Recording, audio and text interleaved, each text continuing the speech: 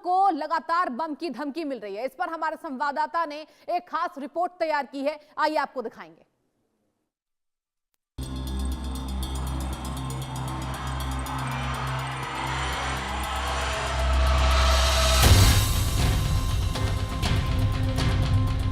नमस्कार, बहुत बहुत स्वागत है। आप देख रहे हैं इंडिया न्यूज। मैं हूं अमित सिंह। आज के एक्सप्लेनर में हम बात करने जा रहे हैं स्कूलों के बारे में, आपके बच्चों के बारे में, आपके नौनिहालों के बारे में। और आजकल स्कूलों में जो चलन चल गया है बम होने की धमकी का, वो भी एक बहुत गंभीर विषय हो गया है। हम और आप अपनी गाढ़ी कमाई का लाखों रुपए हर साल स्कूलों को दे देते हैं अपने बच्चों की बेहतर परवरिश के लिए, उनके अच्छे एजुकेशन के लिए, और हम चाहते हैं कि हमारे बच्चों को बेस्ट ऑफ द एजुकेशन मिले। इसलिए दिल्ली एनसीआर में करीब 10,000 से ज्यादा स्कूल हैं जहां पर लाखों की तादाद में बच्चे पढ़ रहे हैं। लेकिन बड़ी बात यह भी है कि अचानक एक दिन फोन आए और आपका स्कूल बोले कि हमारे स्कूल में बम होने की धमकी आई है, बम धमाका होने की धमकी आई है। जरा सोचिए आपकी हालत क्या होगी। आप अपने दफ्तर में हो सकते हैं, अपने बच्चे के स्कूल से दूर हो सकते हैं। फिर उस दौरान जो मेंटल टॉर्चर एक पेरेंट को मिलता है कि भाई जल्द से जल्द अब स्कूल पहुंचो, अपने बच्चे को सेफली वहां से निकालो, घर लेकर आओ।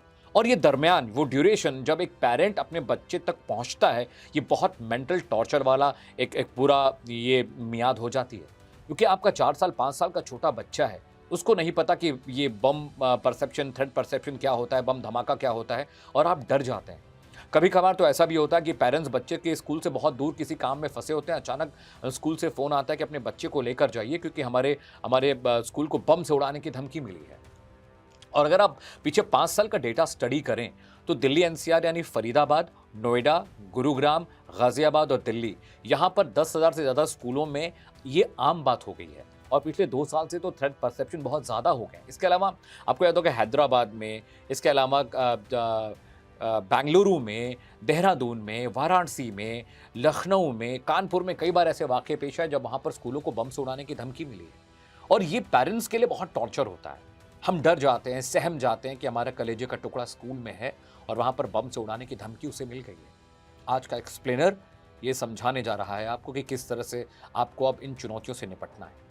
बड़ा सवाल ये भी है कि जब मैंने रिसर्च की इस पूरे मामले में और मैंने स्टडी किया दिल्ली पुलिस का डेटा और तमाम एनसीआर का जो डेटा है, वो डेटा ये बताता है कि ज़्यादातर जो कॉल्स आई वो नकली थी, यानी फर्जी ईमेल, फर्जी कॉल, और कई बार तो कॉल करने वाले लोग बच्चे निकले हैं, मतलब वो वयस्क ही नहीं है। तो सोचिए कि इस तरह के नकली थ्रेट परसेप्शन, नकली कॉल्स को आखिर कैसे समझा जाए, कैसे हैंडल किया जाए। स्कूलों का नजरिया भी समझना बहुत ज़रूरी है। स्कूल की हालत बहुत ख़राब होती है। स्कूल बेचारे क्या करें? अगर वो इस तरह के धमकियों पर रिएक्ट ना करें तो पेरेंट्स उन पर गरजते बरसते उनसे नाराज़ होते हैं कि भाई आपके स्कूल को धमकी मिली और आपने बच्चे को स्कूल में रहने कैसे दिया, क्लास में बच्चा पढ़ कैसे रहा है।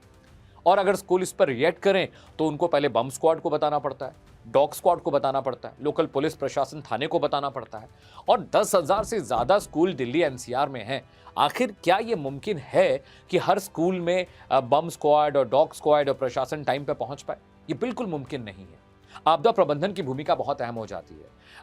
जो राज्य शिक्षा परिषद है उसकी भूमिका अहम हो जाती है, एजुकेशन मिनिस्ट्री की भूमिका बहुत अहम हो जाती है, होम मिनिस्ट्री की भूमिका बहुत अहम हो जाती है। लेकिन स्कूलों की तादाद इतनी ज़्यादा है कि हर स्कूल को ट्रैक करना, वक्त पर पहुंचना, वहां पर मॉनिटरिंग करना, बम स्क्वाड का पहुंचना, डॉग स्क्वाड का पहुंचना, फटाफट इवैक्यूएशन के प्रोसेस को करना, आपदा प्रबंधन का वहां पहुंचना, ये बहुत मुश्किल काम है। कैसे हो ये सब कुछ? पेरेंट्स परेशान रहते हैं, स्कूल परेशान रहते हैं, प्रशासन और पुलिस भी परेशान रहती है।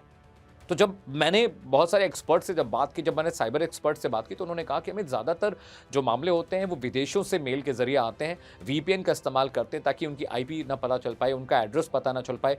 इंटरनेट कॉलिंग के जरिए स्कूलों को धमकी मिलती है, ईमेल के जरिए धमकी मिलती है, और कई बार बच्चे धमकी दे देते हैं तो उनके लिए कुछ आप कार्रवाई बच्चों पर नहीं कर सकते। तो इसलिए बीएनएस की धाराओं को बहुत सख्त करने की ज़रूरत है। बहुत बार ऐसा भी होता है कि जिन बच्चों को स्कूल जाने का मन नहीं करता वही फ़ोन करके बोल देते हैं कि स्कूल में बम है। कुछ बच्चे टीचर से अपनी दुश्मनी निकालने के लिए, अगर टीचर से वो नाराज़ हैं तो भी इस तरह की हरकतें वो करते हैं।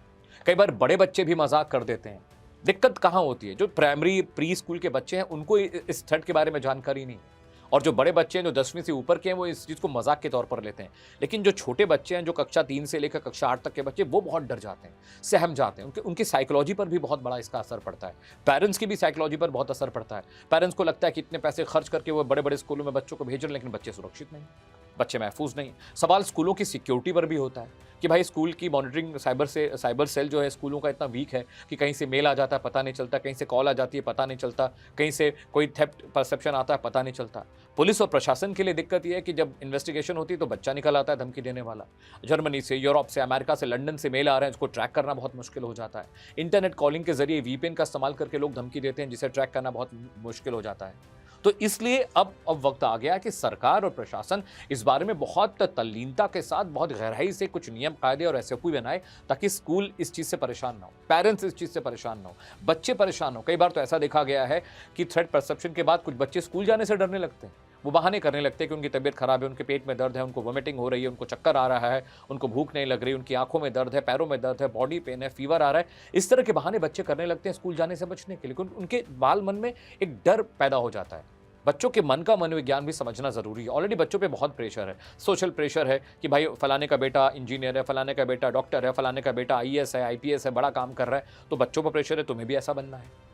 ग्रेड्स की, एजुकेशन का बहुत प्रेशर है कि तुम्हें 99 परसेंटाइल लेके आना है, तुम्हें 8++ लेकर आना है। तो बच्चा एक तो सोशल कॉज में भी घिरा रहता है, उसके बाद उसको एजुकेशन का प्रेशर भी है, उसको अपने परफॉर्मेंस का प्रेशर भी है, साथ ही साथ उसके ऊपर प्रेशर है स्कूल की डांट, होमवर्क प्रेशर अलग, ट्यूशन की डांट, होमवर्क प्रेशर अलग, पेरेंट्स का दबाव अलग।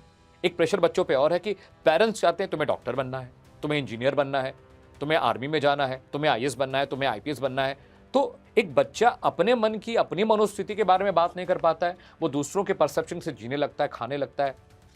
एक और बहुत अहम पहलू निकल कर आया कि बच्चों का जो इंटरनेट एक्सेस है उसे कैसे कंट्रोल किया जाए, एआई एक्सेस कैसे कंट्रोल किया जाए। आज एआई से बच्चे पूछते हैं कि दिल्ली एनसीआर के 10 बड़े स्कूलों के नाम बताओ, वहां का फोन नंबर, वहां का एड्रेस और टीचर्स की मेल आईडी बताओ। एआई फटाफट वो सारी इंफॉर्मेशन दे देता है, बच्चा उसका इस्तेमाल इस तरह की गतिविधियों में करने लगते हैं।